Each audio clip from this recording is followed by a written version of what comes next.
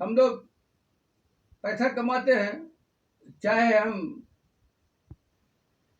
1000 रुपया कमाएं या लाख रुपया कमाएं या 10 लाख रुपया कमाएं पर मंथ। लेकिन एक चीज ध्यान दीजिएगा, कुछ कुछ चीजें जीवन में बहुत जरूरी हैं। मेरा तो सुझाव है, आप कम से कम 2% अपनी कमाई का सफाई के लिए रखिए, 2% एंटरटेनमेंट के लिए रखिए, 2% हेल्थ के लिए रखिए और 2% आपका ड्रेसअप एंड गेटअप के लिए रखिए और 2% पब्लिक रिलेशन के लिए खर्च कीजिए। और 2% क्या है, आप कुछ दान दक्षिणा, हेल्पिंग अदर्स, उसमें कीजिए। पैसा कमाते हैं, खर्चा हो जाता है, लेकिन इस हिसाब से आप खर्चा कीजिए, कम से कम 10% ऑफ योर इनकम, तो आप बहुत खुश रहेंगे। हम लोग क्या करते हैं, 4 मंजिला मकान बनाते हैं, लेकिन उसमें सफाई का लिए कुछ बजट नहीं रखते हैं और दान दक्षिणा या उपकार के लिए कोई बजट नहीं रखते हैं। इस तरह जैसे हम बोले हैं, कुछ कुछ जरूरी चीज के लिए बजट का, कुछ खर्चा का कुछ हिस्सा आप अलग रखिए।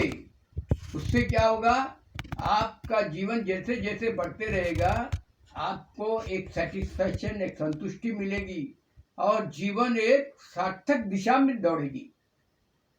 हमने देखा, हमारे माता पिताजी ज्यादा कुछ इनकम नहीं था, लेकिन वो देखते थे माता पिता दोनों, they were helping the poor needy people. They were doing expenses towards cleaning. They were doing expenses towards public relation.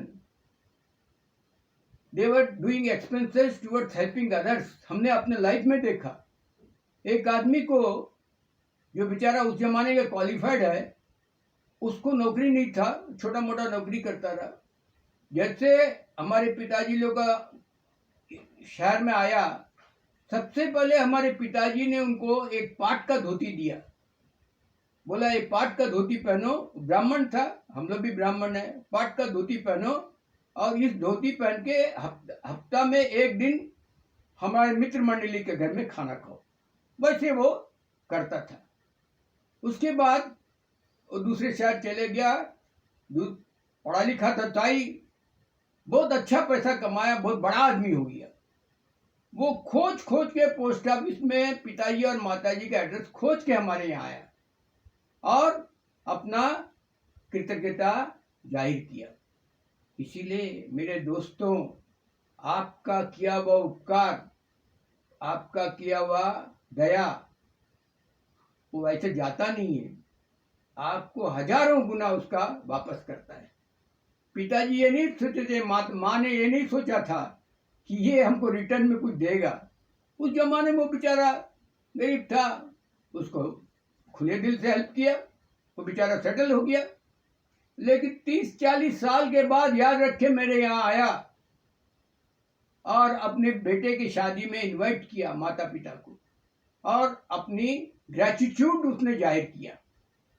इसीलिए मेरे दोस्तों, आपको अगर किसी तरह इस तरह का गुड विशेस मिलेगा, आप जीवन में पीछे मुड़ के देखेंगे नहीं। लेकिन you have to plan for this all things, at least 10% of your income in these subjects. जय गुरु।